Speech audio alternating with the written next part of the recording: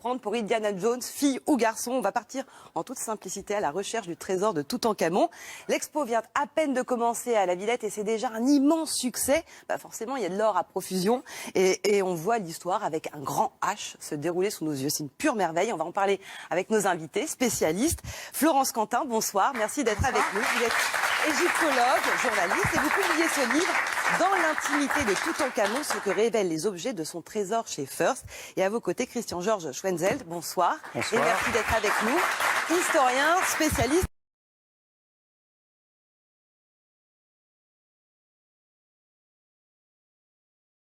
Et il était noir?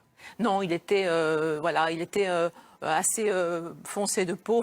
Enfin, il était plutôt bronzé, on va dire. Il n'était pas noir. C'est pas un pharaon noir. Il y avait beaucoup d'influences en Égypte. Il y avait l'influence évidemment de l'Afrique au sud et puis du Proche-Orient. C'est un mélange de peuples.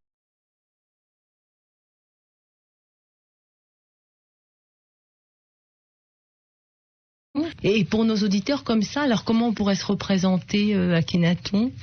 Eh bien, comme un homme normal, tout simplement, mais un homme à peau noire. Hein. N'oublions pas que les Égyptiens avaient une peau noire dans l'Antiquité. Ils l'ont toujours un petit peu maintenant, mais ils l'ont perdue au fur et à mesure des passages des populations sur le sol égyptien. Mais le peuple égyptien, je déteste cette expression négroïde parce qu'elle a des connotations raciales lamentables. Malgré tout, c'est une réalité biologique. Il faut vraiment s'imaginer les individus égyptiens antiques comme ayant une peau noire, beaucoup plus que maintenant.